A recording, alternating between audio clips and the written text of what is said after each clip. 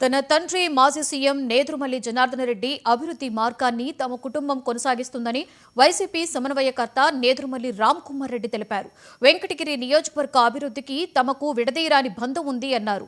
రాష్ట్రం ప్రభుత్వం వ్యవహరిస్తున్న తీరు మీద ఆయన అసంతృప్తిని వ్యక్తం చేశారు.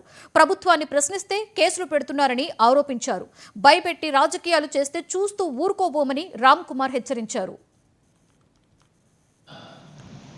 ఈ మోసపూరిత కూటమిని గద్దె దించాలని నిశ్చయించుకున్నారు. అందుకని మరొకసారి చెప్తుండా, ఏదో మరి ఎందుకు వచ్చిందో కానీ రుజువు చేస్తే రాజీనామా. అసలు చాలా కేసులు ఉన్నాయి. వెంకటగిరి ఎమ్మెల్యే 1992లో అప్పటి వెంకటగిరి ఎమ్మెల్యే నేదురుమల్లి జనార్దన్ రెడ్డి గారు ముఖ్యమంత్రి పదవికి రాజీనామా చేశారు. ఆరోపణలు వచ్చినాయి కాబట్టి స్వలాభం కోసం మెడికల్ కాలేజ్ ఇప్పించుకున్నారన్నారు. 78లో మంత్రి అయినప్పుడే ఆ సొసైటీ నుంచి దూరం అయ్యారు ఆయన. అసలు ఆ సొసైటీ ఇప్పుడు ఫామ్ అయిందయా అంటే